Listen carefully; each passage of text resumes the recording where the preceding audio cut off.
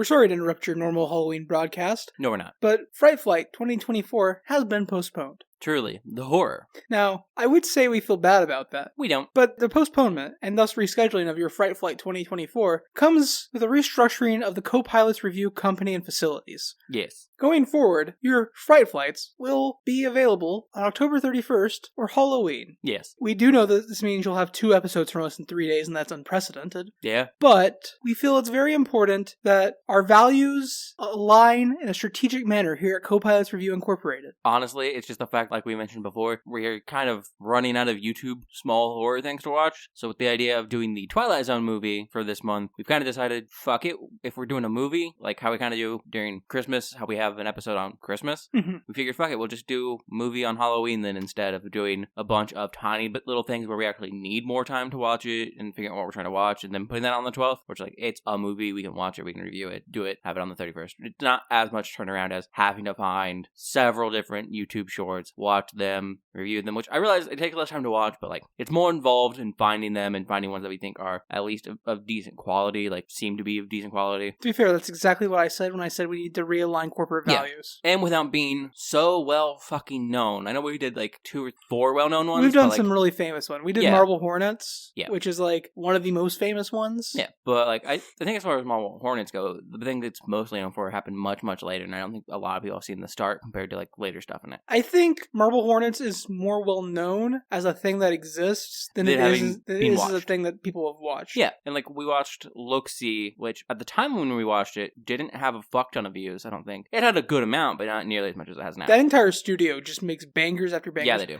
But if we're not doing our Fright Flight on October 12th today, like you would expect us to do, why are we even talking to you? What is going on? Well, you see, we've decided that October, like December, is a special month. Yes. And now you get 4 episodes in the month of October. This is Inside the Cockpit. Yep. Welcome back. Inside the Cockpit, where we talk about Doof. Things. Whatever's happening. Whatever may have piqued our interest. Nothing. Nothing has ever piqued my interest. And nothing is what we talk about. So nothing is this really weird concept that we all use in our day-to-day life, that we're all aware of, but we don't know how to accurately define most of the Nothing time. is defined as like the absence of anything, but as soon as you define nothing... You've made it into a something, correct? Yeah, so like nothing technically can't exist as long as we're defining it as nothing. It's literally such an abstract term that the moment you even start to dwell on it, you are no longer actually thinking about nothing. You're instead thinking about the concept of nothing, which is in of itself a thing. Yeah, it's a concept. Anyways, you got anything you've been up to in the last month? I would say no, because I did say no when you talked about it earlier. But apparently I have done some things according to you. So, I guess. Technically.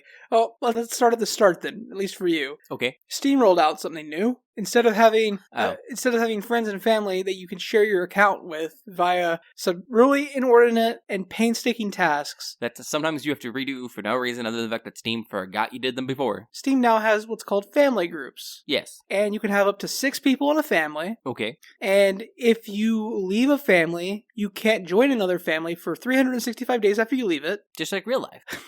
But everybody in your family shares their game library. Yes. Which means if me, who has access to Deadlock, and you, who does not have access to Deadlock, you could go play Deadlock. Why would I play Deadlock? And then you could say slurs in chat and get banned from Deadlock. And because we're a family, I would also get banned from Deadlock. Oh, would you? Yeah. I gotta go play Deadlock now. This is true for all games that have online services or that you could get banned from.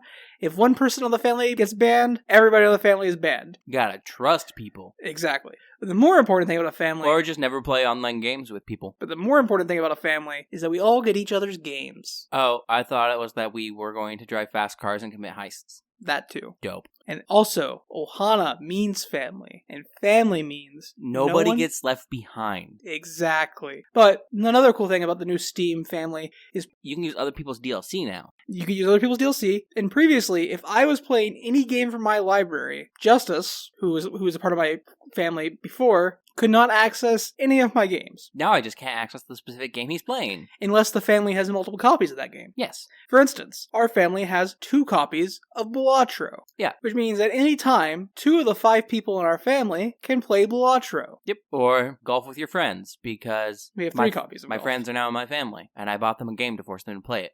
The same is true with Iron Brigade.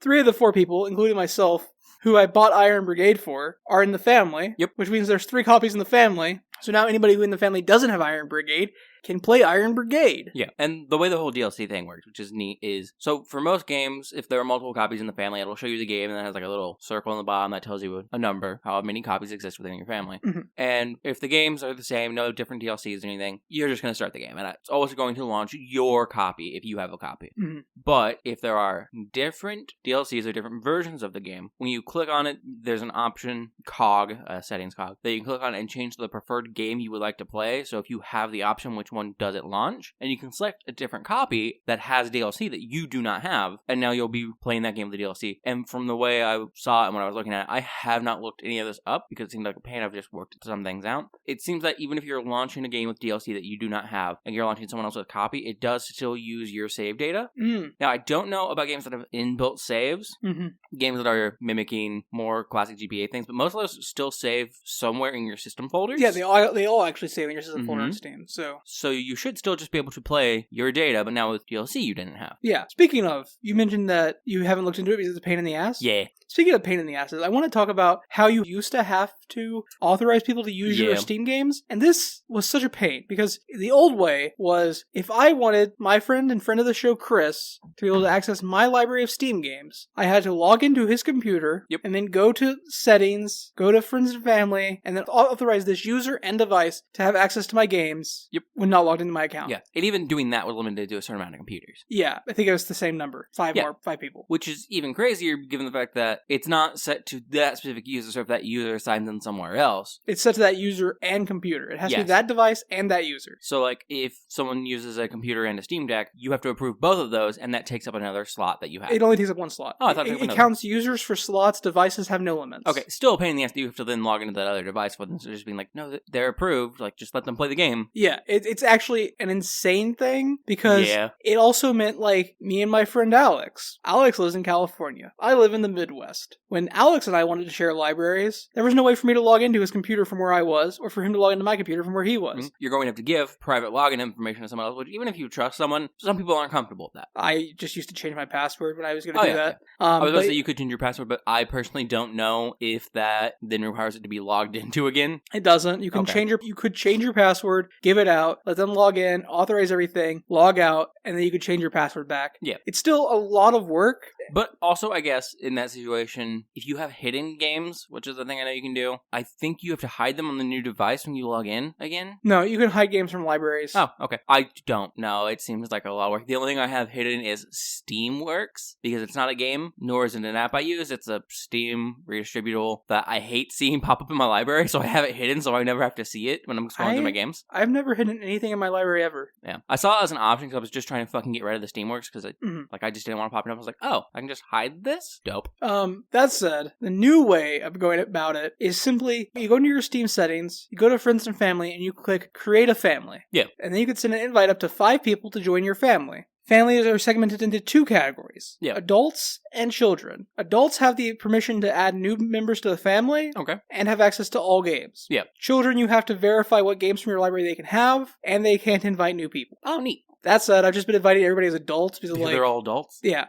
Also, I don't want to jump through more hoops, but also, there's a massive downside of the new friends and family thing. Yeah. Previously, I could have 5 unique friends and family, and Justice could be one of them. Yes. So, between me and Justice, I have 5, but one of them is Justice, so I have 4 uniques, and the Justice has 4 more uniques. Yeah, definitely have 4 more uniques. So, between the 2 of us, that's 10 people with access to my library and Justice's library, or Justice's library. Now, you can only be in one family at a time. Yeah. So, at most, you can have up to 5 people sharing libraries. Yeah. You can't share libraries. Yeah. So, pick your family well. Mm-hmm. I would say technically you should, if you're starting a new family, you should be optimizing for most amount of games possible. Fair. Or most copies of multiplayer games possible. Yeah.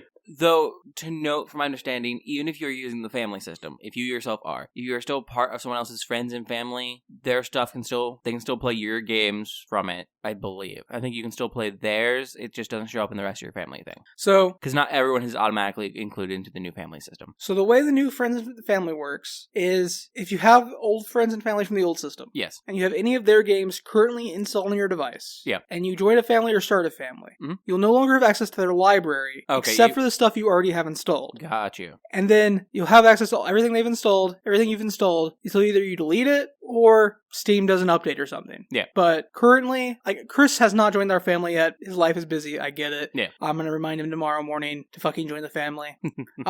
Because I have access to some of his stuff still because I had it downloaded. But Look, like, I understand he's busy, but also, you can't just turn down become a made man. It doesn't work that way. look, Chris. You've invited to join the family. Look, Chris. You have less than 250 games. I am sitting here promising you the bounty of over 500 games. And all you have to do is join the family. You just have to join us. Or you can join the fishies. Chris, I hope you hear this before I actually message you and remind you to join the family.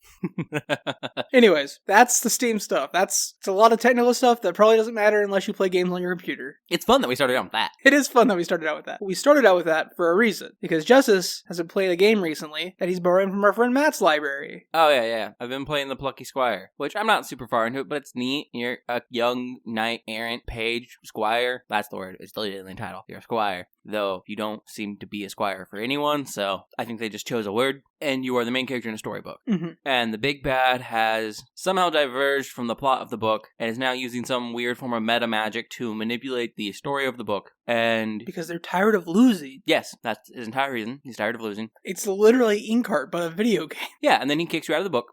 Literally in cart. And part of the game mechanics is you can change pages in the book to like go back to different areas you've been. And you can also, in some instances, change words and sentences which will change the layout of the page or the book or the story, allowing you to manipulate the areas around you. And when you're not in the book, you are three-dimensional. When you're in the book, it's a 2D, top-down. 2.5, technically, kind of, with the way it functions. And when you're out of it, you're a little 3D figure running around on a kid's table because a kid owns the storybook. Who would have guessed? It's neat. Has it been fun? I know you're only like 2 or 3 hours in. Not even really that.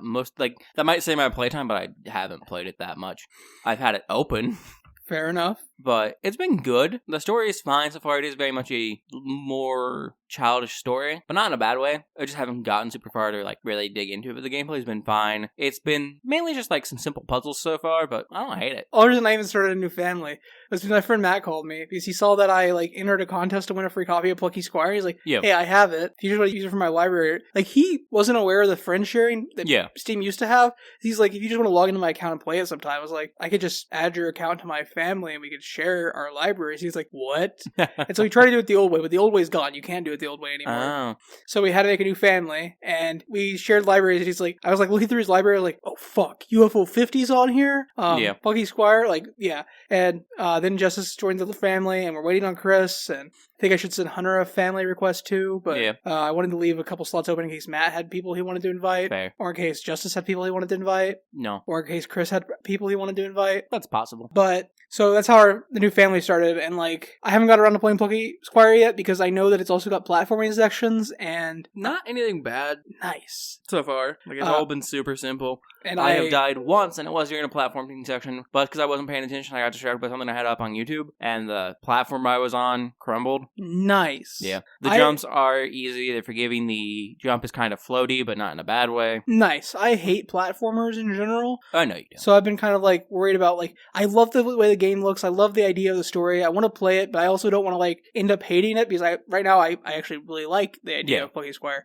So I haven't touched it yet. That said, I have started a new game, but I'm only a little bit into it, dipping my toes in, as you might say. I'm like as far into it as you are into Plucky Squire. Yeah. And that is Phantom Brave. Remade for the PC, yeah. Phantom Brave is made by the same people who made one of my favorite game series of all time, Disgaea.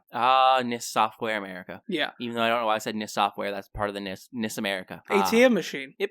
I think it's because I've actually seen their logo say NIS Software before, which is crazy. I don't know.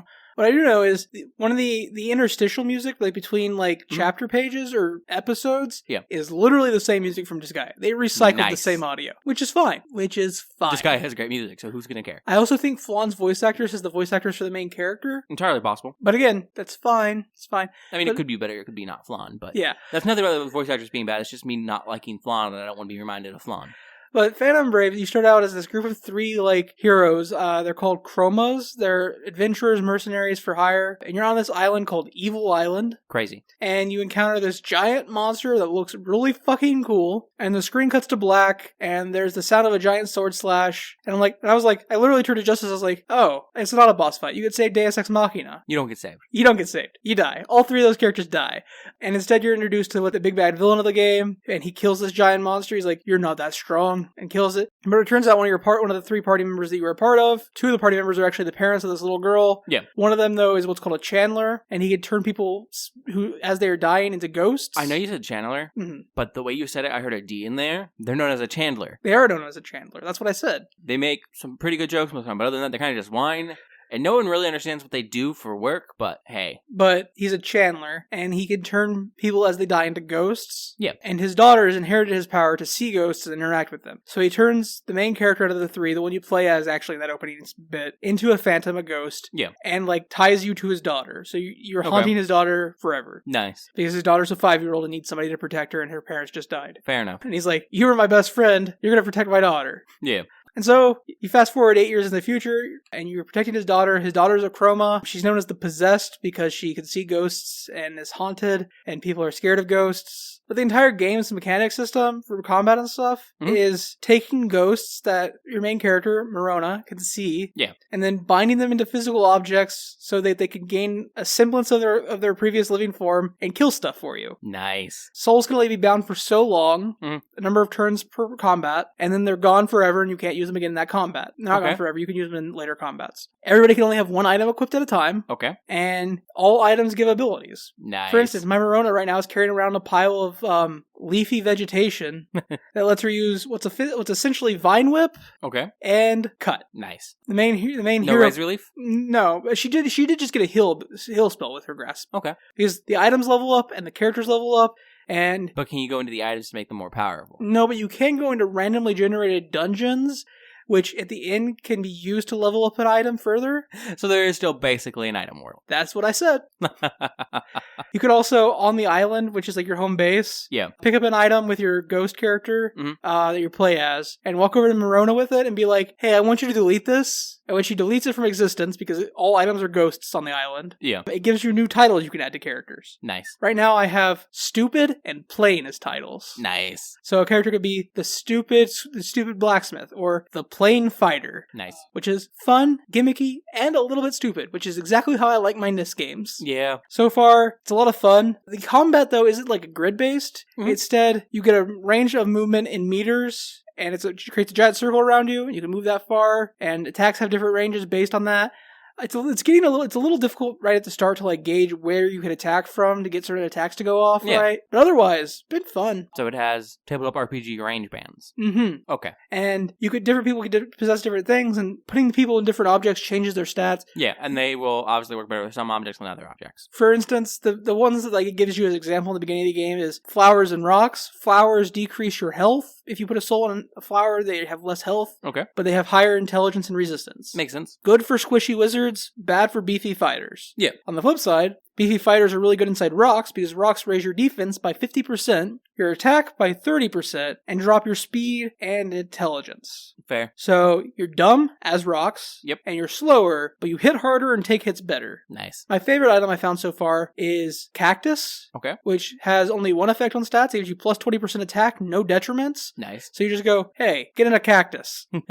Also, any item you can put people in, you can pick up and use as a weapon. Nice. Game is fun. I've only done 3 missions so far. Yeah. But a lot of fun, enjoying it. I say I've done 3 missions, but I've done the first 2 missions several times to get new items. Grindy things. Yeah, grindy things. Because if there's anything that you should know about NIS games, Nippon Ichi Software is obsessed with the idea of grinding for value. Understood. That's why this guy had a level cap of 9,999. And then you could reincarnate and do it again. And you need to reincarnate something like 100 times before you can start hitting character caps. Yeah. And every time you reincarnate, you want to reincarnate at a higher level, because if you reincarnate at a lower level, it drops your character caps. Yep. Yeah. So you want to reincarnate roughly every 100 levels. So at level 99, then at level 200, 199, then at level 300, and then you have to reskate to those levels. NIS is really good at either creating a game that is going to eat all of your time but be incredibly enjoyable, or if you're not a fan of grinding, going to be actual, literal torture. Yeah. Luckily, but funny torture. Luckily, I'm a fan of grinding, though. Yeah. Otherwise, I played Hades 2 again a couple days ago, and hadn't played it since August, and immediately became obsessed with Hades 2 again, and started watching just random review content on Hades 2, and doing high fear runs. And yeah, I've now cleared 20 of the 30 testaments available, which testaments are like the challenge runs. And I've almost beat everything. I've almost cleared everything in the The Crossroads? No. Games when they're released before they're ready. In the open beta? It's not an open beta. Steam has a name for it. I don't know. Open access? I mean, it is open access. Yeah.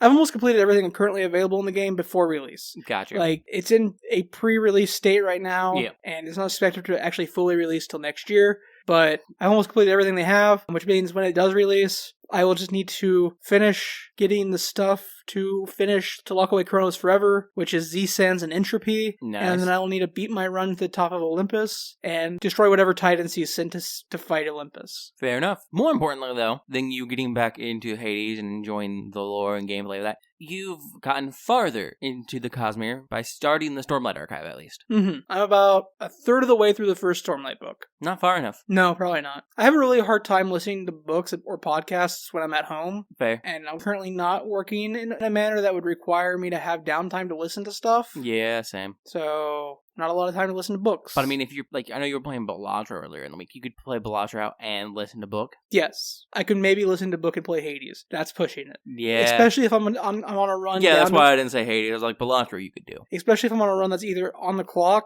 because you could set timers as one of the fear elements. Yeah. Or if I'm on a run, especially if I'm on the run in Oceanus, because when I get to the boss fight on Oceanus, I gotta turn that music all the way up. It's very good. I can't fight them with the music off. Fair, bro. I actively do worse if I had the music off in that boss fight. I'm not gonna say anything about that. That makes complete sense to me. Yeah, I know. As someone who has literally seen, for an example, in bowling, a point score increase of over 100. Can I give I was gonna say, can I give that anecdote? Yeah, go ahead. So, me, my friend Matt, Justice's friend Matt too, and Matt's friend Brian all went out bowling one night. Yeah, for Matt's birthday. And the jukebox at the bowling alley had been queued up with country music because that's where we lived. Ugh. And we queued up a whole bunch of metal and rock music after the country music. And Justice was suffering. I don't mean physically because of country music. I mean his bowling score, but also physically because of country music. It was bad. He was doing terrible. But then music we like came on, and he went from throwing gutter balls to throwing strikes. And Brian was like, "You've just been fucking fishing us this entire time. You're a liar. No, I just couldn't focus on anything. I was too busy actively not listening to bad country music. Brian actively thought you were hustling him. I mean, I'm not going to say I wouldn't hustle someone, but it's not like I had any money on anything. Why would I hustle if there's nothing in it for me? Yeah. Yep. Look, man, I spend too much of my time listening to music to not be listening to music I like.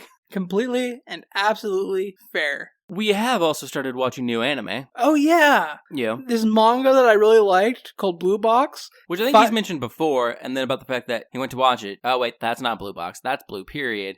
Hey, do you mean Blue Lock? No, I mean Blue Box. Well, I've heard good things about Blue Lock. Oh, we don't like Blue Lock. Blue Box finally has an anime. It's airing this season. There are currently 2 episodes out on Netflix or wherever else you can access anime. Probably Crunchyroll. And it's so good. Adaptation. I would say anime pirating sites, but a lot of them are in legal battles at the moment. But it's so good. The adaptation is going so well. It's been good. I've enjoyed Don more, though. Yeah, Don has been better. Look, man, Science Saru makes bangers, and their animation is always so fluid and great and stylistic. Yeah, Don is the other anime we started, which also only has 2 episodes right now, and neither of us have read that manga. Nope. But it's about a girl who believes in magic and the ghosts. occult, and a boy who believes in aliens and conspiracy theories, and they're at odds with each other. So yeah, they dare each other to go to a haunted location in an alien hot zone. With the amusing bit being that the setup for it feels like they're switched around. She goes to an old rundown hospital, and he goes down to the middle of nowhere to a tunnel, which in Japan a lot of tunnels are haunted. Mm-hmm. But watching from a Western point of view, there are much more stories about especially the Rockies and stuff, going through tunnels being abducted by aliens. Mm-hmm. Than there are. So that's more of a Western lens. The hospital does feel more of a ghost thing than a alien thing, which is the point. She makes a joke about it. We don't really get that from his perspective when he goes to the tunnel, but as a person from America, I'm just nah, still feels more alien. And then he obviously encounters a ghost. She encounters aliens. Mm. He gets cursed. She gets abducted. And now they're dealing with that. Turns out she's psychic. because that's just how she is. Well, her grandmother's medium, and assumingly that's part of the reason why she's a psychic. Mhm. Her powers get away when the aliens are fucking with her, so she breaks out. He's now cursed, which makes him super powerful, but he also can't control it, so she uses her psychic powers to suppress it. It also turns out that talismans that ward off ghosts also work on aliens. Or at least some aliens. Because in the occult and sci-fi lenses, there's a lot of overlap between what is occult and what's sci-fi. And like the things that cause those effects, which is even true in real life. Like a lot of the similar phenomenon apply to both. Electrical disruptions apply to both ghosts and aliens. Well, it's also like, I don't want to use this as an example because like it gets demonized, but schizophrenia. Yeah. Schizophrenia is culturally dependent. Yes. And what I mean by that is people in Western cultures who develop schizophrenia, their paranoia comes into the being of like being spied on by the government and like their electronics are tapped. Yeah. And like, but people in the East or in like more community-driven cultures develop schizophrenia with different adaptations.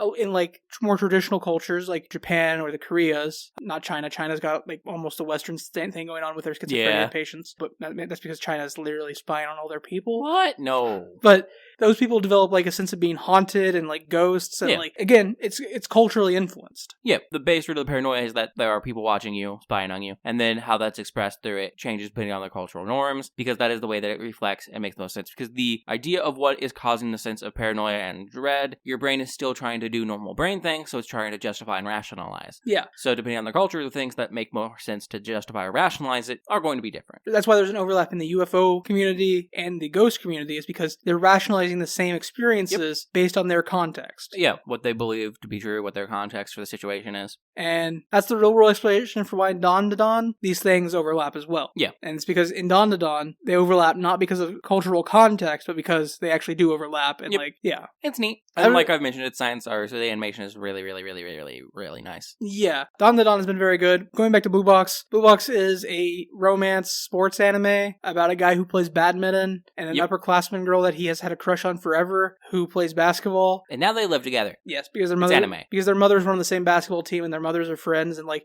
because it's anime. Because it's anime. But they don't live in the same room and like it's not like some more tropey examples of anime where it's like, now they live together and no adults live with them, or now they live together and they show a 1 LDK because they both are going to the same school in a different area and their parents are like, we can only afford this much rent. Or they're both living in the same 1 LDK because the place rented out a room twice to the wrong people and they're like, we need to solve this. And then one of them was like, well, you can move out. I don't have the money to move out. You can move out. I don't have the money to move out. We'll make this work somehow. And it's not a tropey thing where like now they are somehow married in high school or like it. And there's been no another trope so far where it's like, and now let's stumble into awkward situations because we don't know how to live around other people suddenly. Like the most awkward situation is she came into his bedroom to tell him, hey, the bathroom is open, but like she was fully dressed at this point, like, and she saw him reading Shonen Jump, and he's like, oh, I don't want you to think I'm a nerd, no. And she's like, oh, cool, Shonen Jump, I haven't got to read the new one because I've been busy moving. Yeah, I haven't read the new Weekly Shonen Jump.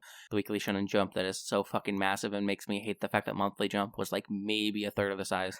And he's like, oh, well, you can borrow this. That's the most awkward it's gotten. Like, as much as the setup for Blue Box is that of a raunchy, trope-heavy, ecchi anime comedy. It's not. Like, it's a serious tone comedy drama that is centered around high school romance and coming of age. Yeah. It's a very good story. And, like, I have read most of the manga at this point, 100 plus chapters. Yeah. And it stays that way. It never, like, devolves itself, no offense to ecchi fans, to that level. Like, it maintains a sense of storytelling and drama, and that keeps itself at a respectable level. Fair. And that's the most, like, suggestiveness it gets to ecchi is with the main character's friend who's, like, a year younger than him. Mm-hmm. Her name is Hina. And, like, that all comes from Hina just being a hella good wingman. She's like, oh, you like this girl? I want to do everything I can to get you guys together.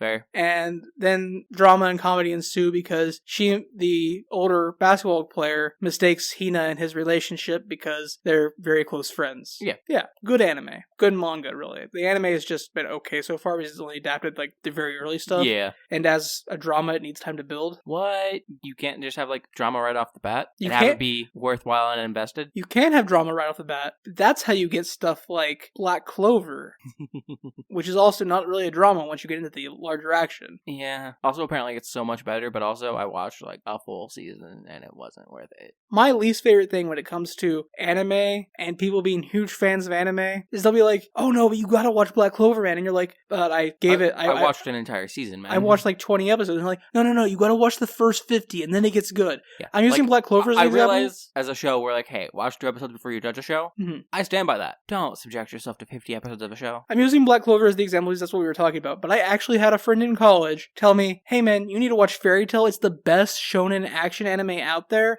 And I was like, I watched Fairy Tail and I didn't like it. And they're like, how much did you watch? And I was like, it was like 6 hours worth. So like 12, 18 episodes, something like that. And they're like, oh no, you gotta watch the first literal 50 is what they said. You gotta watch the first 50 episodes and then it gets really good. And I was like, man, I'm not wasting 15 plus hours of my life in the hopes that it gets good. I'm not wasting 15 hours of my life to then say it's good only because I've come to sunk cost fucking fallacy. It's not even sunk cost fallacy at that point. I think it's literally Stockholm Syndrome. You're letting yourself develop an emotional attachment to this thing that you have let kidnap and influence you on a base level. Like, you have given it so much of yourself that you now have to, like, reciprocate emotion because you have let it dominate your life. It's a combination of the two. Fair enough, I guess. That said, man, you need to watch, like, the first 50 episodes of Dragon Ball Z before it gets really good. Dragon Ball Z is, like, the best. Or just watch Dragon Ball. And then you're primed to like Dragon Ball Z because you already know the characters. And Dragon Ball doesn't take 50 episodes to get good. Yeah, that's true. And also, I was joking about Dragon Ball Z taking that long. Dragon Ball Z actually gets good, like, in the Saiyan saga. Yeah. Which is the first major saga in Dragon Ball Z? Yes. Yeah.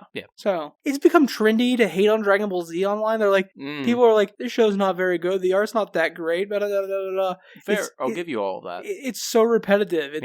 Yeah, but, like, it's still iconic. Yeah, it's still good. Yeah. It's never been one of my favorites, but it's still good. Also, Dragon Ball's just better. Yeah, Dragon Ball's fucking fantastic. And, like, I say Dragon Ball's better because the power scaling is more, like, realistic. Yeah. Even, like, when they're doing energy blast and shit, it's, like, more on a ground level. But I say that. But also, in, like, the first 10 episodes, Goku strands somebody on the moon until they make enough candy for all the children of Earth. Yeah. Because in Dragon Ball, the moon is made out of mochi. Mm-hmm. The moon that's there until Master Roshi blows it up. Yep. And until Piccolo blows it up. You mean the hologram that Piccolo blows up. And until Bulma blows it up in Dragon Ball GT. Yeah, which apparently GT is now canon. I saw several articles talking about how GT is now canon to Dragon Ball because of something to do with Super. And then, like, people are like, there's a few things Super has to do to, like, really make it all gel. So, based off just what I know of Super, and having not looked at the articles, and knowing the topic, I assume Super, with its multiverse that it has technically existing. The 9 universes? Has basically confirmed that one of the 9 universes is the GT universe, would be my assumption. I hope not. Also, might be only 8 universes. I don't remember. I'm not watched Dragon Ball. I haven't read any of the articles or anything because I didn't care. But from what I've seen, apparently GT is canon now. Well, GT has some really cool stuff going for it. Like Super Saiyan 4. Yeah. But also, and like Golden Ape, like the Golden Ozaku. But Dragon Ball GT also has some really... Baby Vegeta? But Dragon Ball GT also has some really cringy garbage shit going on for it. Like Baby Vegeta? Like Baby in general? Yeah. That said, Dragon Ball GT is where we get some of the best Vegeta, where it's just Dad Vegeta taking his daughter to go shopping. Yeah. We also do get more Oob, and Oob is better in GT, I would say. Oob is better in GT. That's 100% true. Yeah. Pan's worse. Pan? Yeah, Pan's worse than GT in my opinion. Yeah, and also, mainline Trunks isn't bad, but like, yeah, he's nowhere near as good as OG Future Trunks. Yep. Dragon Ball Super Trunks. Sorry, the Dragon Ball Super Future Trunks is not the OG Future Trunks. Yeah. Because Dragon Ball Super Future Trunks is kind of a whiny piece of shit. Yeah. Dragon Ball Z Future Trunks was a time-traveling warrior who was looking to save his entire timeline. Mm-hmm. Then he went back. His best friend was missing an arm, too. Then he went back to his timeline and realized, oh, Splinter timelines don't fix because you fixed the primary timeline. Yeah. In order for me to be able to travel there and fix it, everything has to go wrong in my timeline to begin with. Yep. Or I can't travel there and fix it. So if I travel there and fix it, I can't fix my timeline, or I would cease to exist. So the fact that I still exist means my timeline has to still exist. Yeah. Which, honestly, good writing on Toriyama's part to justify, like, multiversal timelines. Yep. Because Trunks should never be able to time travel back to his time and still exist if he actually saves Goku's life. Yep. And stops the androids.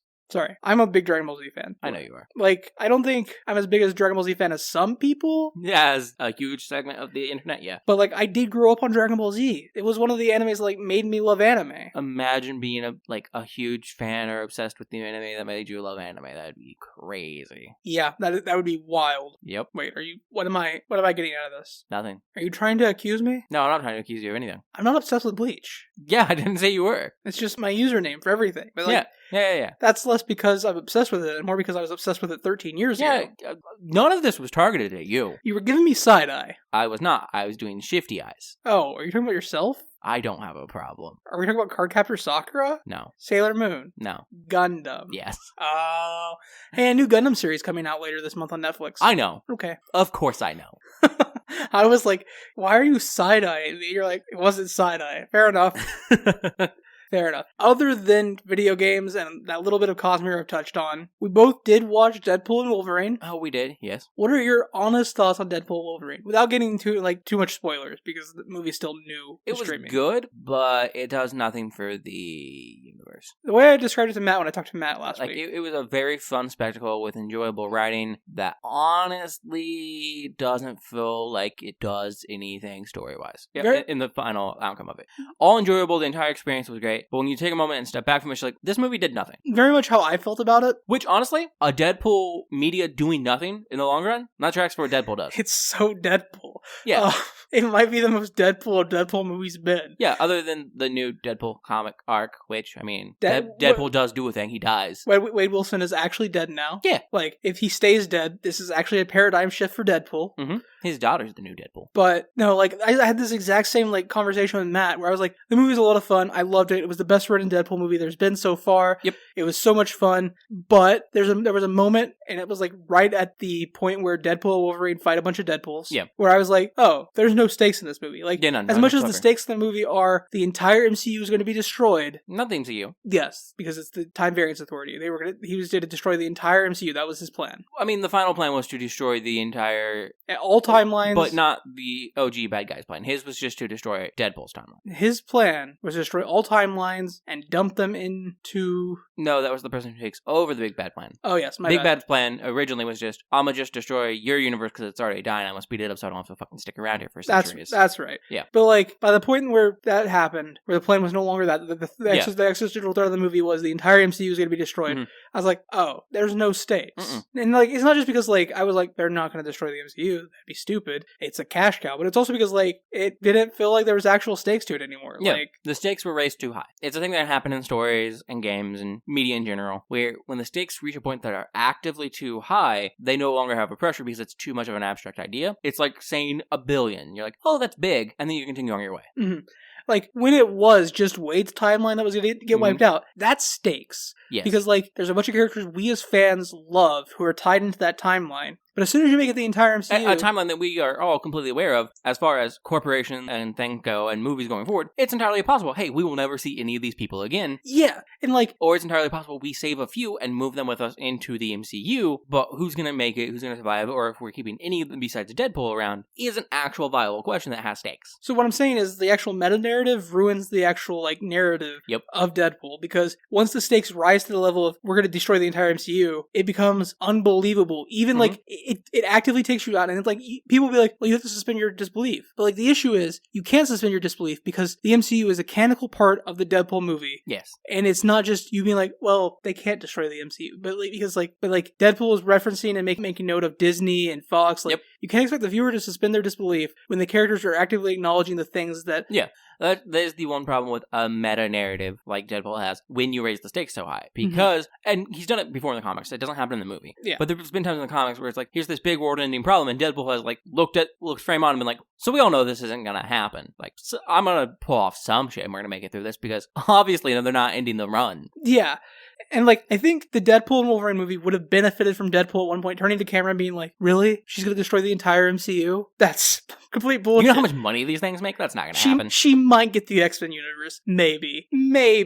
Yeah. But, like, it would have benefited from that greatly, because otherwise it is just asking the viewer too much And not just, like I said, because it's not just a matter of suspending your disbelief, because if it was just suspension of disbelief, I have no problem with that. Yeah, the problem is, with a fourth wall breaking story, you have to take into account that part of the narrative you have added to your story is the real world. You have added real world context and narrative of actual reality into your story. So asking them to suspend their disbelief is asking them to include into the narrative things they know for fact. She-Hulk's finale centered around She-Hulk being canceled. Yes. Totally reasonable stakes.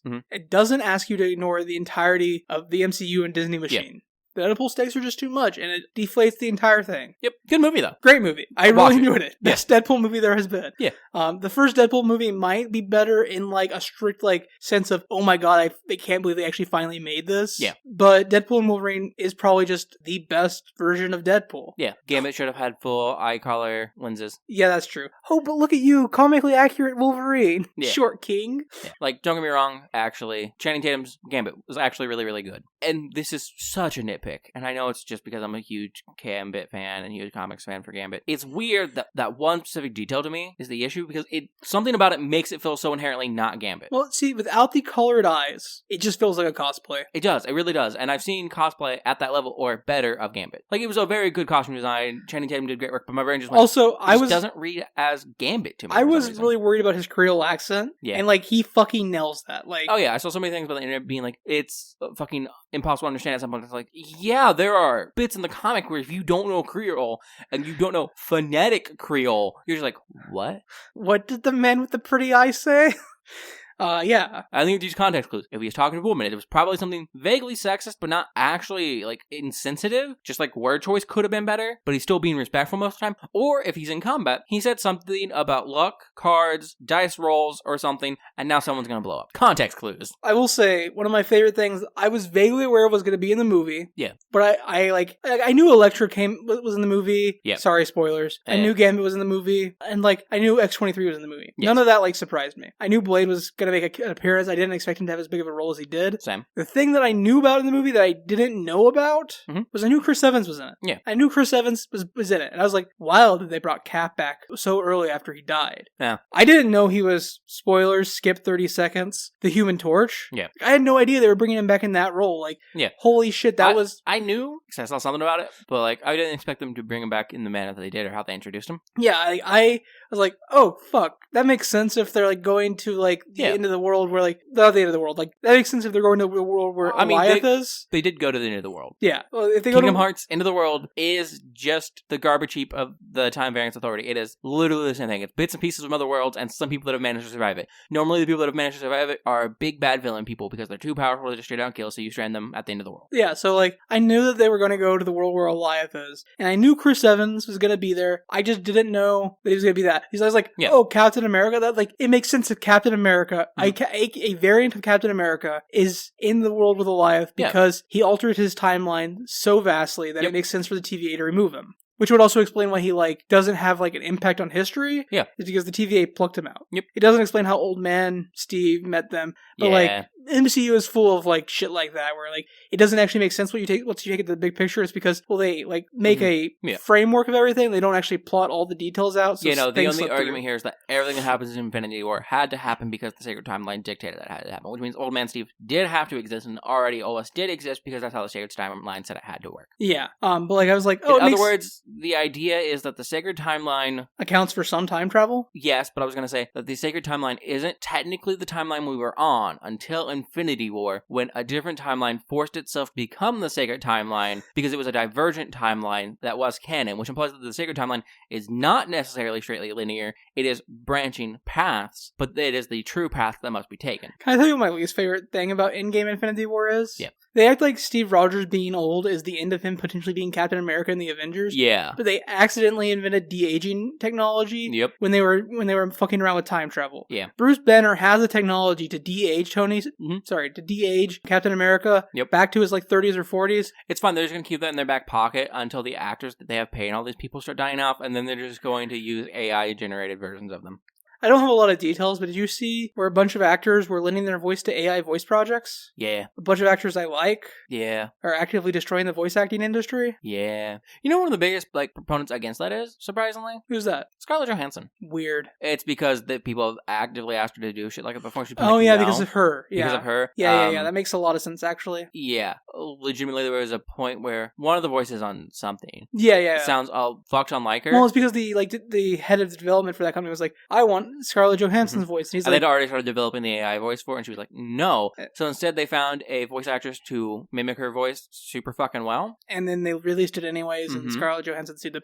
Yeah, I remember this now. They did go to a settlement. I don't think they ever ruled on it, because I think they went to a settlement because it was actively proven that they did it with the intent of it being an exact application of Scarlett Johansson. Basically, they were trying to use the entire story around it to build it as if it was still possibly Scarlett Johansson. They weren't clarifying it. Yeah. So I think they went to settlement for it instead, if I remember correctly. Makes sense. Because it was like, well, technically nothing you did was illegal, but it was really, really, really, really, really shady. Well, it's like the game that used Elliot Page's likeness without his permission. Yes. And then he sued them, and they settled out of court because... Like, well, we didn't use you. We found the most similar person we could, and then tweaked some things with computers, but we tweak actual actors all the fucking time when we do computer generation for games. And they're like, you found someone that looked like me, and then the few things that didn't look like me, you tweaked to make look more like me. Yep. Yeah. Anyways, I think we're almost out of topics, basically out of topics. Yeah. Quick rundown of some last few things real fast. I started the Fear Street series on Netflix. It's been out for like 3 years now. Mainly because I saw that John from System Mastery had reviewed one of them for his Halloween review series, which is called Spooktober. Yep. Where Where he reviews horror movies one a day for all 31 days of Halloween. I thought it was reviewed old spy movies. That would actually be great. But next year, maybe Cobalt's Review does Spooktober as a parody of System Mastery, plus a parody of John, but it's all old spy movies. But he reviewed it, said it was pretty okay, and I was like, fine, I'll give it a shot finally. I watched the first 2 out of the 3 of those movies, and I watched the first one like I actually watched it. Yeah. And I was like, that wasn't that great. So I watched the second one while, like, playing Monster Prom. Oh, yeah, I started Monster Prom. Yeah. And basically ignored the movie the entire time it was playing. I, like, basically watched it in the background. Yeah, because Monster Prom has weird story that you have to be paying attention to. You're like, wait, what the fuck just happened? And then the third one started, and I was like, you know what? No, I'm not watching these. They're bad. Fair. So that's my review. That's my short review of Fear Street. I guess I also started Dead Boy Detectives on Netflix, which is based on a comic by Neil Gaiman that ties into the Sandman universe. They're good. Okay. Like, the main point of tying for, in case you're unaware of Dead Boy Detectives and how it ties into Sandman, the main point of connotation here is that the main characters are dead. They're ghosts. They have chosen not to pass on, and they try to solve ghost crimes, basically things that are plaguing other ghosts, or solve crimes that were done that ghosts are witnesses to, and try to help out in that way. And the way it mainly ties in is they're dead, and sometimes they'll try to help ghosts to resolve shit so they feel free to pass on. But when they do that, that means death comes to collect these other ghosts, and now they have to run away so death doesn't collect them. I see because they're like, she's really nice, but she won't leave us alone if she finds us. I see the humor in it. Yeah. But yeah, I also restarted Outer Banks. Woo. Season 1's very good. If you haven't watched Outer Banks Season 1, it's like the Gen Z take on the Goonies. Kinda, yeah. Season 2 is much less good. But now there's gold like the Goonies. There's gold in Season 1. Season 1 Yeah, is all about gold. Season 2, much less good. Process its line into some Indiana Jones stuff. Woo! And not as fun. Season 3 is better than Season 2, and I'm only halfway through Season 3. Season 4 just released, which is why I'm doing this to myself. Because I really like Season 1, and I don't want to give up on the show if it actually gets better. Fair enough. And on a different note, yes, we haven't talked about the Arrowverse. That's because we've taken a small break from the Arrowverse because we had another show that we watched, and we needed to watch it before it was removed from things. Oh, yeah. We were watching a different show that we're probably going to review because we already set up everything to review it after the first 2 episodes. We just haven't published that stuff yet because it's October now. Yeah. Also, we've watched almost 500 episodes of Arrowverse. And I did the math. It was something like 11 days of nonstop TV we've watched of Arrowverse. That's so much TV. It's so much Arrowverse. Yeah. I love the stuff, kind of. But even at some point, you gotta be like, gonna take a moment. Yeah. That said, I also restarted Dexter. Nice. I might get through Season 1 this time. Maybe. I've never heard anything bad about Dexter. Neither have I. Except the ending wasn't that good. Yeah, and then apparently the reboot's not good. But I've never made it past Season 1. So we're trying that again. Fair enough. Anyways, I think that's everything from here in the cockpit. Yeah, we got 2 more Halloween episodes coming to you this October. one for the 22nd and one for the 31st. We got new Twilight Zone and then Twilight Zone the movie, so stick around and catch those flights. But until then, we'll see you later, and if you want to contact us, you can do so by emailing us at copilotsreview@gmail.com. You could tweet us on Twitter at copilotsreview, but that's also our link for Blue Sky. And you could also find all of that stuff by going to our website, copilotsreview.simplecast.com, where you will find links to our YouTube, our Discord, our email, our Twitter, our Patreon. Yep. But that's truly and finally all for this episode. So, thanks for joining us in the cockpit, and hopefully we'll catch you on the next flight.